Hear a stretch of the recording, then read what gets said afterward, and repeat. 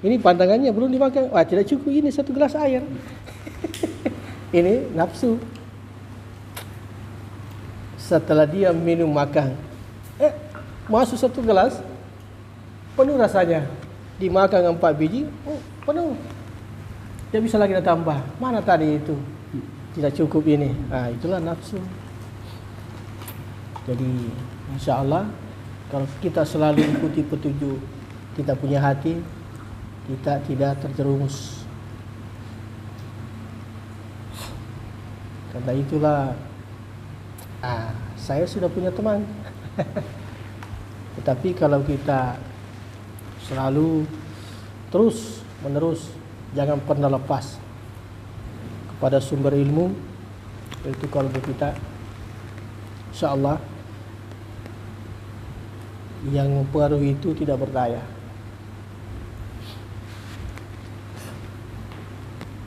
Silakan kita makan, minum, jangan pernah lepas dengan itu pada kalbu kita. Silakan puasa, kita sama-sama berpuasa, jangan pernah lepas kepada kalbu kita. Angkat tangan kita, angkat kaki kita, semua dari situ, jangan pernah lepas. Maka perbuatan kita dikatakanlah af'alullah. Karena semua anggota tubuh ini tidak ada yang lain kecuali perbuatannya. Mata kita, pendengaran kita, penciuman kita, mulut kita, tangan kita, perut kita diisi dengan makanan, minum, langkah kita, dan seterusnya masuk ke hati kita. Memang sudah itu. Mudah-mudahan kita jangan pernah lepas.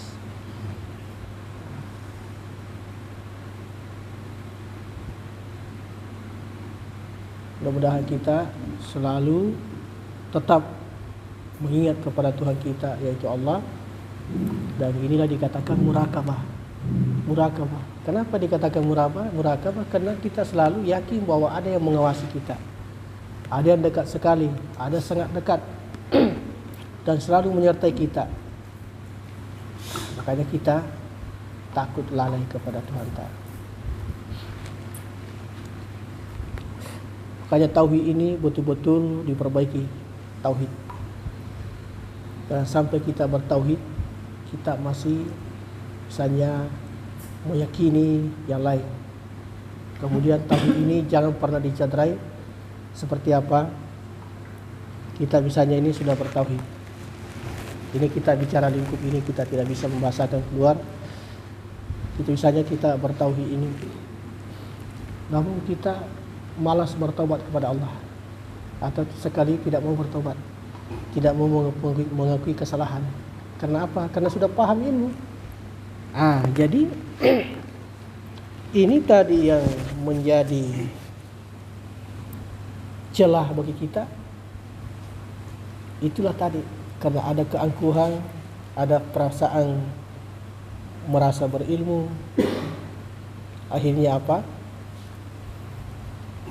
Celah daripada iblis atau jin atau setan bisa masuk ke badan kita ini. Akhirnya kita punya badan ini ada terasa lain. Muncullah rasa malas.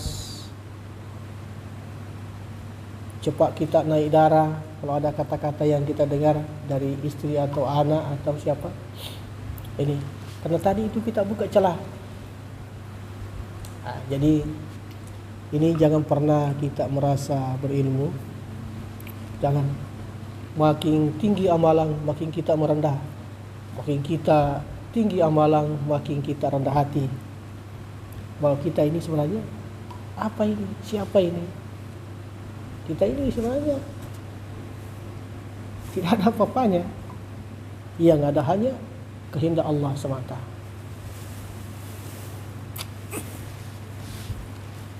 Kita punya kemampuan terbatas. Itu menandakan bahwa segala kemampuan itu adalah milik Allah. Tauhid kita ini kan la ilaha illallah. Tidak ada Tuhan selain Allah. Karena kita yakin tidak ada Tuhan selain Allah, maka tidak ada yang disembah, hanya Allah. Karena yang tidak ada yang disembah hanya Allah, maka jangan pernah bergantung kepada yang lain. Jangan. Termasuk kita punya rezeki, keselamatan, perlindungan, itu semua dari Allah. Yang kita bergantung kepada yang lain. Misalnya saya kenalan si A. Kalau saya kenalan si A, tidak ada yang bisa apa-apakan saya. Ini namanya bergantung kepada yang lain atau berharap kepada yang lain. Sedangkan tadi kita mengatakan la ilaha illallah, tidak ada Tuhan selain Allah. La ilaha illallah berarti tidak ada yang disembah hanya Allah.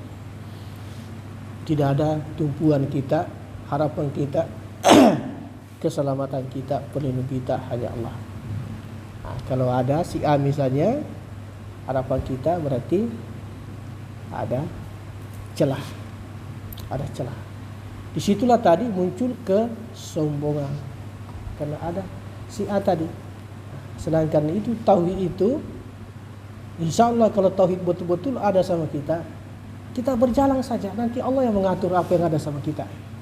Maka itulah yang ada sama kita, itu semua dari Allah. Kita ini hanya berbuat saja apa adanya. Itu tauhid itu. Tauhid. Misalnya banyak lagi. Misalnya kita punya misalnya benda. Kalau saya bawa benda ini, tidak ada yang bisa apa-apakan saya. Ini contoh saja. Kalau saya ini badik saya ini, kalau saya simpan di rumah ini ada misalnya kekuatannya seperti ini, bisa mendatangkan rezeki. Nah, ini sudah tauhidnya cedera. Tauhidnya sudah cedera namanya. Inilah tadi juga celah. Maka benda tadi itu datanglah jin masuk ke benda itu. Akhirnya suasana rumah bagaimana? Pengap, panas. Dan bisa masuk ke badan. Nah itu tadi. Lalu siapa perbuatan tadi? Perbuatan kita sendiri. Wa ma asabakum min musibatu fabima kasabat aydikum afu antum. Jadi perbuatan kita sendiri mendatangkan seperti tadi itu. Cuma satu jalan. Memang harus kita perbanyak tobat, perbanyak bertobat kepada Allah, mengakui kesalahan. Jika seandainya kita tidak bisa mengatakan kita sudah dekat, jika seandainya memang tauhid kita ini sudah dekat kepada yang kuasa, maka tauhid kita ini mudah-mudahan dipelihara, jangan lagi dicederai. Dipelihara tauhid ini, jangan lagi dicederai. Dicederai itu kan misalnya seperti ini, kita berjanji, kita mengingkari janji, itu semua cederai janji, mencederai tauhid. Kita berkata, kita berdusta.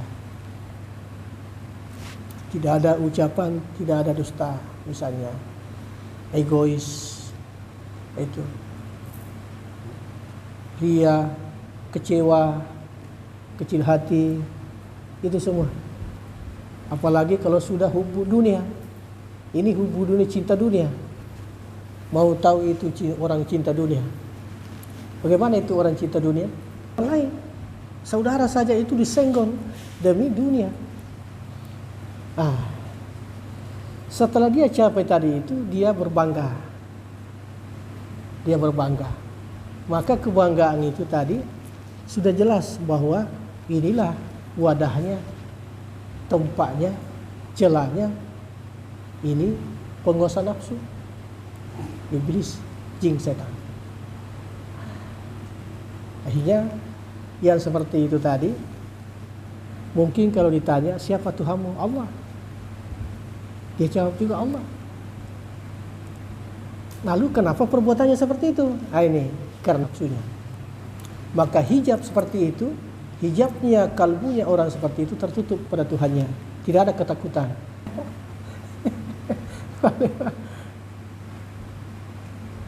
Lewat saja. Mungkin banyak harta, tetapi tidak bisa tidur. Gelisah. Tetapi lihat orang yang ahli tauhid. Kalau mau tidur. Mungkin ada mobilnya, mungkin juga tidak ada mobilnya, tetapi enak tidurnya. Karena apa? Dia pahami bahwa sesungguhnya apa di sekitar saya ini, badan saya ini juga bukan milik saya. Semuanya miliknya Allah. Maka inilah dikatakan suhud. Suhud itu jangan pernah mengaku. Oh, ada ini, kapan ada mobilmu ini, Abdal ini kapan kembali?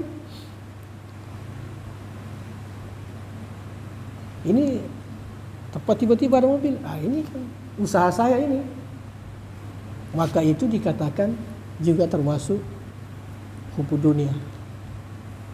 Kalau bahasa kalbu itu, dia takut kepada Tuhannya. Ada rezeki dari Allah, mudah-mudahan berkahnya dipakai mobil. Itu.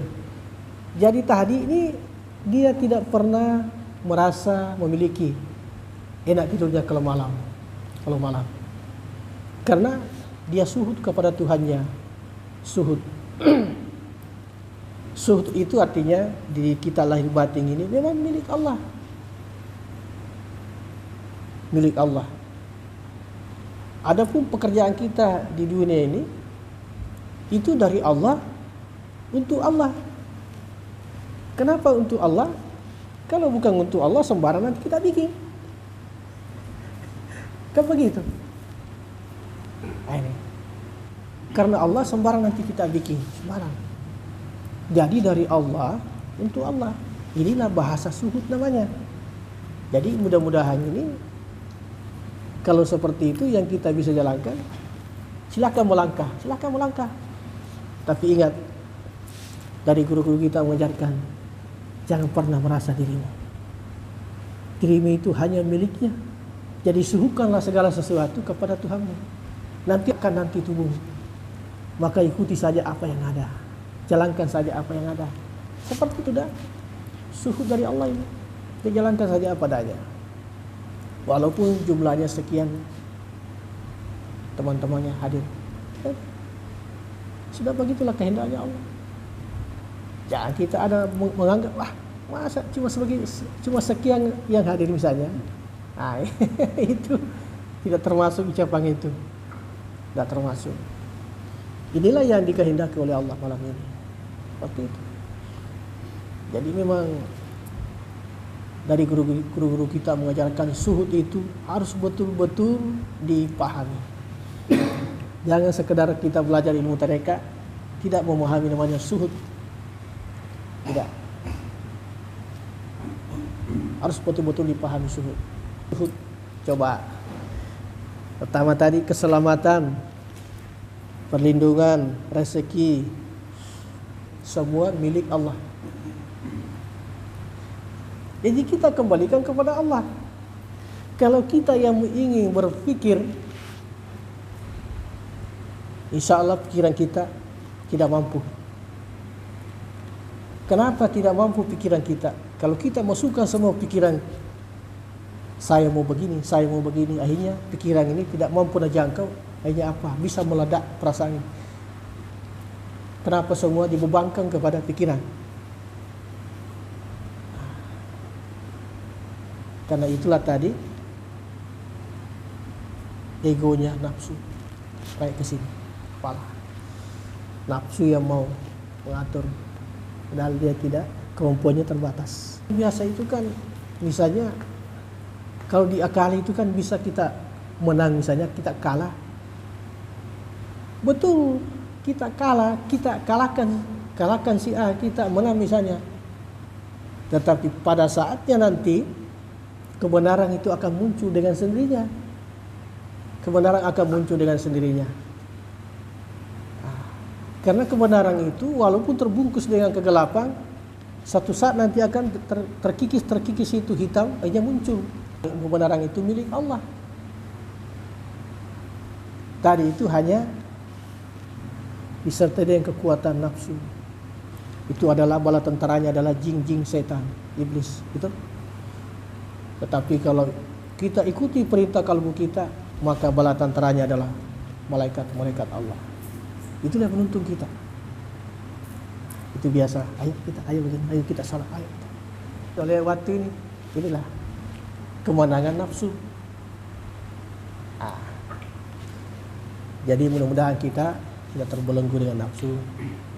Jadi kenapa kita belajar ilmu tarekat? Memang harus kita pahami bahwa di dalam ilmu tarekat ini cuma dua sebenarnya yang harus kita pisahkan. Dua. Kita sudah bisa mengalahkan ini tadi, kekuatan nafsu yang ada sama kita, insya Allah.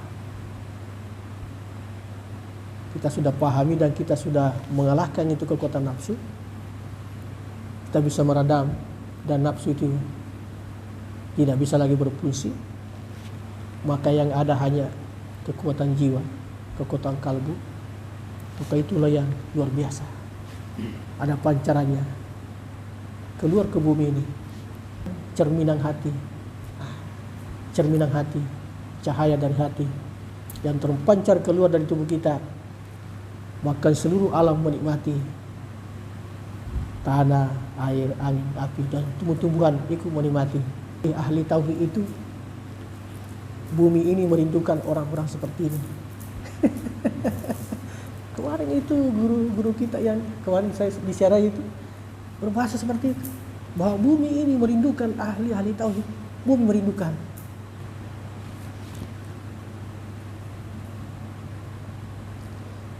Kalau ahli tauhid meninggal, burung-burung berkicau, sapi mengaum, anjing menggonggong, kucing mengaum. Datang angin tapi tidak merusak. Datang hujan tapi tidak juga terlalu keras. Kenapa itu? Datang petir, tapi tidak merusak. Kenapa kau tinggalkan saya? Sedangkan saya menikmati apa yang ada sama kamu. Ada di tempat yang diridai oleh Allah. Dan terbukti ketika meninggal beliau, 1 bulan sebelum meninggal dia katakan sama saya, apa dia bilang? Dik, saya tinggal 1 bulan, saya mau pulang. Lalu apa kata saya pada waktu itu? Kita pulang mau. Apa dia bilang? Itu amalan zikir itu. Teruskan semua, perbaiki semua amalannya. Jangan ada kendor-kendor. Iya. Kemudian saya tanya, sudah itu Mika yang kemarin kita bilang? Saya bilang belum. Saya masih sehat ini. Semangat dia bicara semangat. Tapi saya melihat kakinya sudah bengkak. Bengkak. Saya pegang kakinya. Aja nama kata ni, dah usah pegang. Memang begitu memang. Itu bahasanya. Kayak dia itu apa namanya, istilah bahasa Bugis kayak nelawai-lawai kayak begitu. Pada kisah saya seperti itu, tidak apa-apa saya masih sehat ini, begitu gayanya beliau. Akhirnya waktu itu saya bilang, saya tanya teman, ayo kita keluar sama. Baru karena ada bahasanya kemarin sama saya seperti ini. Masuk latta, saudara demo itu tanya. Cuma dua-dua di dalam. Ditanya. Keluar demonya. Gimana demo? Itu tadi bahasanya. Itu beliau itu dia sengaja dia bilang begitu supaya kita belajar sama dia. Akhirnya tidak lama kemudian kita pamit pulang. Atau beberapa hari kemudian itu saya mau sekali naik ke rumah sakit. Saya telepon Tah, yuk kita ke rumah sakit. Oh iya. Saya jemput di sana ke Siwa. Saya ke rumah sakit. Sampai di sana, sementara mandi, dia bersihkan badannya. kamar mandi, berwudu, dia pakai pakaiannya, ada itu baju batiknya baru, dia minta songkoknya, ada songkoknya itu songkok warna hitam, pasang, si songkokku saya pasang. Setelah sudah dipasang songkoknya, bilang itu tamu kedua suruh masuk itu, masuk. Saya masuk sama dia moing, apa dia bilang beliau, sini kita duduk di dekatku. Jadi karena saya dipanggil duduk di sini, saya juga tidak mau karena ada akta di sini di bawah. Kalau saya di sini, saya sendiri di bawah. Biar di sini, saya duduk di sini. Akhirnya apa dia bilang sama saya? Saya tidak mau dirampok. Itu ucapannya. Saya tidak mau dirampok. Jadi saya bilang, ya di situ saya lebih tahu daripada saya. Kata, Dik, doakan saya. Itu ucapannya. Doakan saya, Dik. Ketika kalinya doakan, langsung jatuh. Menyebut kalimah Allah jatuh. Sudah hilang. Karena itu tadi doakan saya, anggapan saya, saya kira tidak enak rasa. Jadi saya pegang begininya. Pinsang ini orang tua ini, saya ini dari mana ini? Ku pegang, sudah tidak ada, hilang. Sudah tidak ada. Tidak pisang itu, buang pisang itu. Tidak, sudah hilang. Datang lagi anaknya. Tidak, buang pisang itu. Sini Ki, di sini Ki. Panggil sebentar dulu sana. Panggil petugas rumah sakit. Datanglah periksa, tidak ada Pak. Tidak. Begitu lepas itu ruhnya, saya, apa yang harum sekali ini? Harum. Ada itu minyak Mekah. Minyak Mekah itu yang harumnya ini. Saya tanya, tak kita yang pakai para penguata? Tidak Pak. Bukan kita buang. Tidak. Saya ingat waktunya bahwa tidak ada yang harum itu kecuali salawat dan kalimah la ilaha illallah. Itu katanya yang paling harum. Itu. Ini apa gini? Jadi setelah tadi meninggal ini, saya ingat semua terputar tadi itu ucapannya. Tadi saya berangkat dari rumah hujan gerimis. Tahu hujan gerimis? Ada petir tapi tidak artinya kayak tidak membahayakan. Petir. Itu malam kita kasih pulang mayatnya beliau ke rumahnya. Kita bacakan Yasin. Kita pulang. Besok lanjut kita mandikan. Kebetulan pada waktu itu saya diamanatkan sama beliau sebelum meninggal. Tidak ada yang mandikan saya nanti kecuali Andi Tahir. Maka ditanyalah saya sama anaknya perempuan. Katanya bapak saya, puang kita nanti yang mandikan nih. Lah kenapa saya? Saya tidak ada tahu ini. Pokoknya dia bilang harus kita mandikan. Saya ingat. Oh ya. Kalau yang pesannya satu mandikan. Karena yang pernah dia bilang, cuma ini yang tembus. Kalau dimandikan orang cuma ini. Bukan buat saya, artinya cuma ilmu itu yang tembus ketika dimandikan orang. Tembus terasakan. Saya mandikan. Ketika waktu itu sebelum dimandikan, datang itu angin kencang.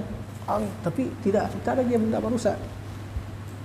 Kemudian itu rumah beliau itu sekeliling mendung di atas, panas di luar. Itu burung-burung di luar itu berkicau, ada itu anjing menggonggong, kucing menggonggong. Pokoknya itu dilihat di situ kan banyak sapi di situ kita.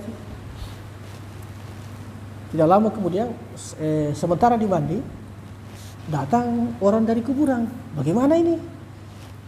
Ada yang bilang kenapa? Itu air di sana tidak mau turun-turun. Ditimba, dipakaikan alkohol makin banyak naik.